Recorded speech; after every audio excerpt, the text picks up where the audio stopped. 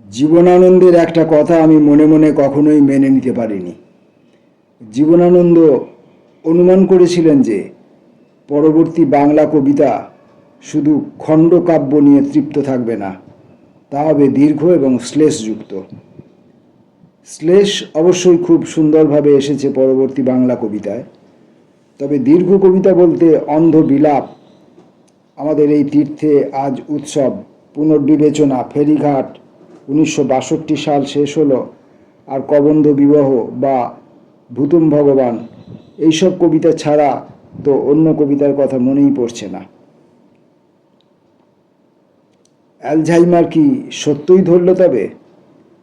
কথাগুলো এই জন্যে যে শুধু তীব্র কবিতার খাতিরে আমি বুঝতে পারি না, যদি কোনো কবি 6, 7, 8 পংক্তির মধ্যে কিছু পরীক্ষা নিরীক্ষা চালান, যদি মধ্যবর্তী শূন্যতাকে তিনি হাজার কথা দিয়ে ভরিয়ে তোলেন, তা ফাঁকি হবে কেন? আমার তো সেই বিখ্যাত চীনা প্রবাদটির কথা প্রায়ই মনে পড়ে, 13 লাইনের মধ্যে যদি কিছু না লিখতে পারো বাপু, তাহলে না লেখাই ভালো। আমি ছোট কবিতার সমর্থনকারী, ফলে আমাকে নানা সময়ে নানা বাক্যজালে বিদ্ধ হতে হয়েছে। সান্ত্বনা এই যে ওইসব বিরূপতাকে আমি কখনোই খুব একটা আমল দিইনি। বুঝতে পারি ওই ভালোবাসা, নেশা আজও আমার সঙ্গে আছে, হয়তো এই জন্য যে যদি কখনো বরাত জোরে কোনো দিন ওই ধাঁচের কবিতার চূড়ান্ত একটা রূপ আমি দিয়ে ফেলতে পারি। 6-7 পংক্তির এমনই একটা দুটো কবিতা পড়তে ইচ্ছে করে। এরকমই একটা কবিতা লিখতে গিয়ে সেবার আমি মেলা ঝামেলায় পড়েছিলাম। ফাঁকির কথা যখন উঠছে, তার ফাঁকে এই কবিতার কথাটা একটু বলে নিই। কবিতাটার নাম 32 বছরে। জানানোর কথা শুধু এইটুকুই, কবিতাটার প্রথম 5টা পংক্তি লিখে আবিষ্কার করলাম কবিতাটার শেষ পংক্তিটা আমার আর ধারে কাছে আসছে না। নতুন কোনো কবিতার পংক্তি ভেসে এলেই মনে হতো ওই ওই ওই বুঝি সে। কিছু পরেই অবশ্য ভুল ভাঙত, তারপর আবার সেই একই ভুল আর ভুলভঙ্গ। হাল ছেড়ে দিলাম, অন্য কবিতা লেখালেখি চলতে লাগলো, আড্ডা চলতে লাগলো। এমনভাবে প্রায় মাস 6 কাটার পর একদিন ভেসে এলো একটা পংক্তি, আর আমি যথারীতি পরের পংক্তিটার অপেক্ষায় থেকে বুঝতে পারলাম যে এই পংক্তিটার কোনো পরের পংক্তি হয় না। ইনিই হচ্ছেন তিনি যার অন্য কবিতায় জায়গা পাওয়ার কোনো অধিকারই নেই। কবিতাটা একটু শোনাই। তোমাকে অজ্ঞাত দেশে দেখি প্রায়, একটি নির্জন ছাদে দাঁড়িয়ে রয়েছ। স্পেস, ফাঁকা জায়গা। সব কথা শেষ হয়ে গেছে, শেষ, স্পেস। আর কোনো কথা নেই, স্বপ্ন নেই, শুধু কিছু দিন আর রাত্রি পড়ে আছে। 6 লাইনের কবিতা, মাঝে দুটো স্পেস। স্পেসের কথা তিনি বলতে চাইছিলেন। অথবা এরকমই আর একটা কবিতা, যে কবিতাটার নাম স্মৃতি। কবিতা এত ছোট হচ্ছে কেন? আমার এক প্রিয় কবির প্রশ্নের উত্তরে হয়তো বোবা হয়ে যাচ্ছি, হেসে। এছাড়া আর কি বা বলতে পারতাম আমি? কবিতাটা শোনাচ্ছি। 25 বছর আগেকার মুখ যেন জাপানি অক্ষর, বাজুবন্ধ মৃদু বেজে ওঠে গান গান গান, শুধু গান। ছোট এক ঘরে শুয়ে আজ মনে পড়ে প্রেমিক ছিলাম। 6 লাইনের কবিতা, 2-2 করে 6 লাইন, মাঝে দুটো স্পেস আছে। এই অংশটুকু আমরা নিজের কবিতা সম্বন্ধে বা কবিতা ভাবনা সম্বন্ধে লিখতে গিয়ে ভাস্কর চক্রবর্তী যা লিখেছিলেন সেখান থেকে পড়লাম। এইবার আমরা আসব ভাস্কর চক্রবর্তীর কবিতা পাঠে। জ্বালা ও যন্ত্রণা। প্রসঙ্গক্রমে বলে রাখি, আমরা মার্চ মাসে ভাস্কর চক্রবর্তীকে একটু বেশি পড়ার সিদ্ধান্ত নিয়েছিলাম। আমরা এটা ঠিক করেছি যে প্রত্যেকটি মাসে মাসে আমরা একজন কবিকে ধরে একটু বেশি করে পড়ব, এটাই আমাদের উদ্দেশ্য। তো মার্চ মাস আর 2 দিন আছে, এই 2 দিনের মধ্যে আমরা মার্চ মাসকে এই ভাস্কর চক্রবর্তীকে আরেকটু পড়ে নেব যতটুকু সম্ভব, তারপর আবার আমরা অন্য কোনো কবিকে ধরব। জ্বালা যন্ত্রণা। যেসব মানুষ কথা বলে, শুধুই কথা বলে, মজার কথা বলে, দুঃখের কথা বলে, ওষুধের কথা বলে, ভালোবাসার কথা বলে, আমার ভালো লাগে না আর। দিনের পর দিন আমি কথা আর কথা শুনেছি, আমি হেসেছি, কেঁদেছি, আমি দুম করে হঠাৎ ঘুষি ছুঁড়েছি টেবিলে। ওহে, এবার আমি চাই ঠিকঠাক একজন সঙ্গী। সারাদিন আমরা শুধু মিষ্টি শহুরে হাসি বিনিময় করব আর বেঞ্চের উপর বসে থাকবো চুপচাপ। এই 74-এ আমি আর কি করতে, তুমি আর কি করতে পারো বাপু? এই 74-এ তুমি আর কি করতে পারো বাপু? তোমার লেখা কবিতাগুলো টুকরো টুকরো করে ছিঁড়ে হাওয়ায় উড়িয়ে দেওয়া ছাড়া। যা কিছু আছে, থাকতে থাকতেও আজকাল হারিয়ে যাচ্ছে সেই সব। আমার বইগুলোকে আমি ইশারায় জিজ্ঞাসা করি এখন, তোমাদের কি পড়তে পারবো আর কোনোদিন? জল ভর্তি গেলাস দেখি রাত্রিবেলা এগিয়ে আসে মুখের কাছে। ওগো, ক বছর আর বেঁচে থাকবো আমি? এই 74-এ তুমি আর কি করতে পারো বাপু? তোমার লেখা কবিতাগুলো টুকরো টুকরো করে ছিঁড়ে হাওয়ায় উড়িয়ে দেওয়া ছাড়া। যা কিছু আছে, থাকতে থাকতেও আজকাল হারিয়ে যাচ্ছে সেই সব।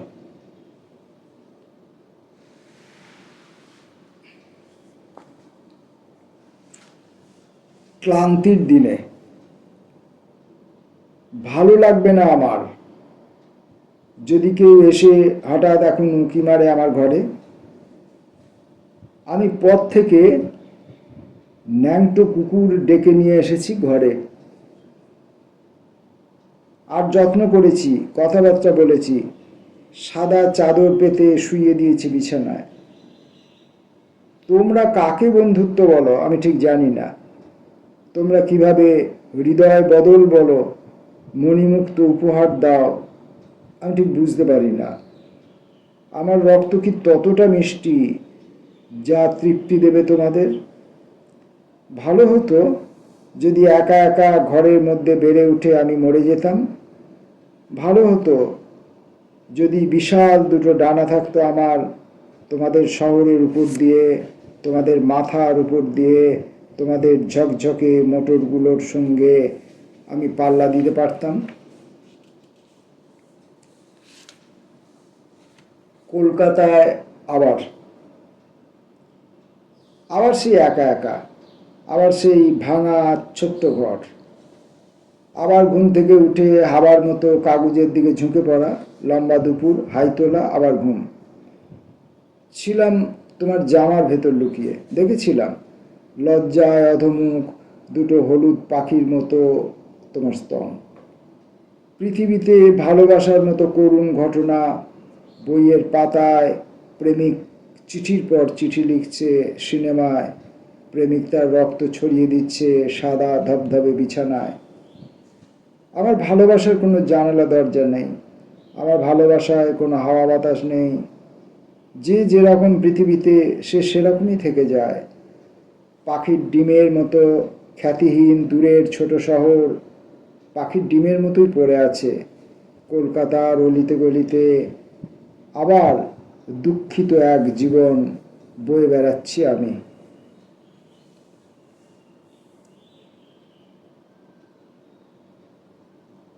হাতুড়ি। আমি জানি ওই হাতুড়ি একদিন ছুটে আসবে আর ভেঙে গুড়িয়ে দেবে আমার মাথা। কত হাজার বছর হলো অপেক্ষা করছি আমি, আর অপেক্ষা করছি ওই স্তব্ধ নিরেট হাতুড়ি। শীতের দিনে কি, বসন্তের রাতে কি আমি ভাবি, আমি দেখতে পাই তোমাকে, ওগো আমি চুমো খাই তোমাকে। যখন ঘোরাফেরা করি দেখি তুমি ঘোরাফেরা করছো, যখন ঝুলে থাকি দেখি তুমিও ঝুলে আছো বারান্দার দূরে। আমার ভালো লাগে যে তুমি কাপড় চোপড় পরো না, শুয়ে থাকো সিঁড়িতে, হাসপাতালে দাঁড়িয়ে থাকো আমার পাশাপাশি, যখন একা একা আমি দাঁড়িয়ে থাকি রাস্তায়। আমি ডাক্তারবাবুর কাছে গিয়েছিলাম আর বলেছিলাম তোমার কথা। আমি একটা মেয়ের কাছে গিয়েছিলাম আর বলেছিলাম তোমার কথা। এবার যখন কলকাতায় নেমে আসবে শীত, আমি মাথা পর্যন্ত আর তুলে দেব না লেপ। আমি দেখব, শুধুই দেখতে থাকবো তোমার এগিয়ে আসা, জানাবো সেলাম মাই গড, সেলাম, আমার সেলাম।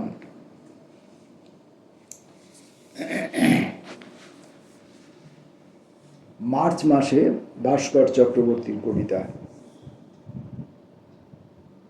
রবীন্দ্রনাথের সঙ্গে।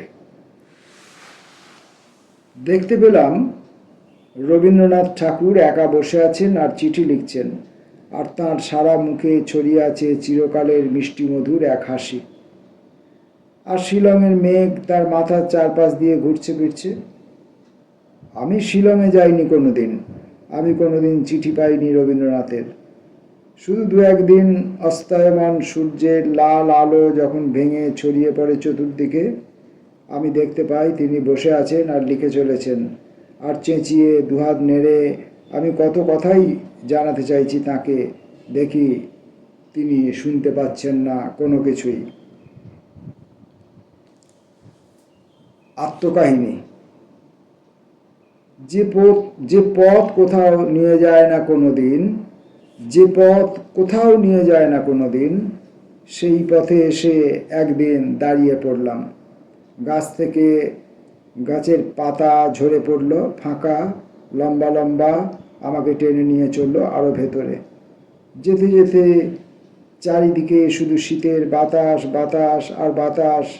যেতে যেতে পেলাম টেলিফোন, চিঠি পেলাম। ভালো আছেন তো? তোমাদের সঙ্গে কি ভাই সব আমার আলাপ হয়েছিল কোনো দিন? হতেও পারে। তোমাদের সঙ্গেই হয়তো আমি প্রতিদিন খেতে বসতাম রাত্রিবেলা, তোমাদের সঙ্গেই হয়তো গান বাজনা শুনতে যেতাম, ঘুমোতাম। মাঝরাতে লুকিয়ে আমার পাশে এসে শুয়ে পড়তো তোমাদের বোন। আমি ছিলাম অনেকটা ঠিক অন্যমনস্ক একটা কুকুরের মতো। প্রত্যেক সন্ধেবেলা নিয়মিত বাজনা, উঠো গো ভারত লক্ষ্মী বেজে উঠত। আর তারপর কি যে হঠাৎ হলো একদিন, ওষুধের জন্য, ডাক্তারবাবুর জন্য ছটফটানির দিনও শেষ হলো আমার। আমি চলতে শুরু করলাম যে পথ দিয়ে কেউ কখনো চলতে চায় না কোনো দিন।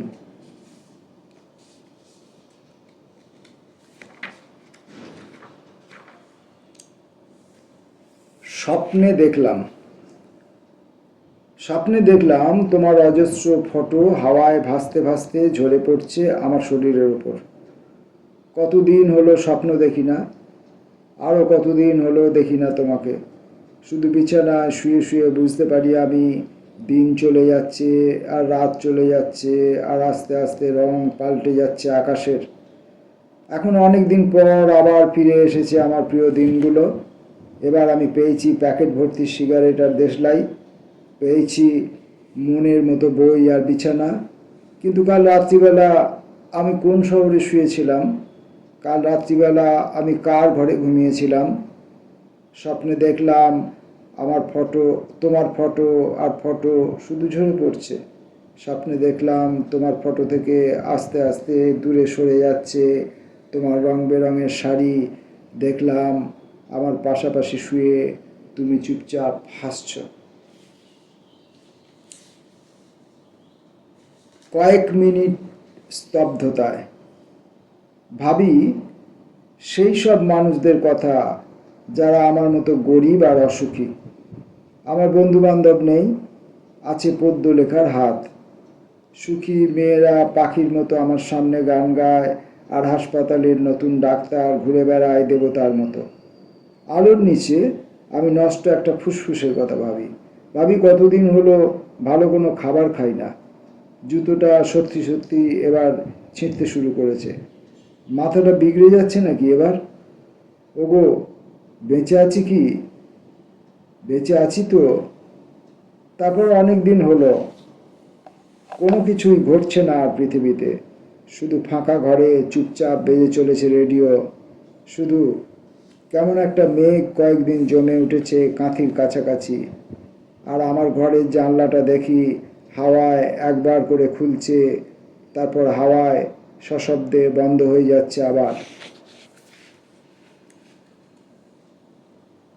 হারিয়ে যাওয়ার গল্প, আজকের শেষ কবিতা। কিভাবে হারিয়ে গেলাম সেসবের খোঁজ করো না কোনো দিন। কত মানুষই তো হারিয়ে যায়। নতুন জামা কাপড়, টেবিল ল্যাম্প সাজানো থাকে ঠিকঠাক, আর এক ফোঁটা চোখের জল হঠাৎ কার দিকে গড়িয়ে বারান্দা থেকে রাত্রি হয়। শোনো, ধুলোর কথা আমি মিশে গিয়েছিলাম, ধুলোর মতো আমি মিশে গিয়েছিলাম মানুষের মধ্যে। শোনো, ধুলোর মতো আমি মিশে গিয়েছিলাম মানুষের মধ্যে। এক টুকরো ঘরে, রাস্তায়, নর্দমার ধারে বসে আমি কাটিয়েছিলাম জীবন। দেখেছিলাম চায়ের দোকানে দেবদূত কাপ প্লেট ধুতে ধুতে ঘুমিয়ে পড়ছে বারবার। হে অপরিচিত মানুষ, আমি ভালোবেসেছিলাম তোমাদের। হে লৌহ তরঙ্গ, পাথর, আমি চেয়েছিলাম ঝর্ণার মতো তোমরা ভাসিয়ে নিয়ে চলো আমাকে। চেয়েছিলাম বাড়িটাকে যেন ভূতের বাড়ির মতো মনে না হয়। তোমাদের জানালায় জানালায় যেদিন বাতাস এসে উড়িয়ে দেবে রঙিন পর্দা, তোমাদের অফিস ঘরের ঘন অন্ধকারময় আসবাবপত্র থেকে যেদিন রাশি রাশি জেগে উঠবে স্বপ্ন, যেন আমি ছিলাম ওইসবের মধ্যেও শুকনো একটা স্তব্ধতার মতো মতো বিবর্ণ, একা। মার্চ মাসের ভাস্কর চক্রবর্তী। এই পাঠ পর্বে আজকের কবিতা এই পর্যন্ত। পরের ভিডিওতে আসব অন্য কবিতা নিয়ে। ততক্ষণের জন্য নমস্কার।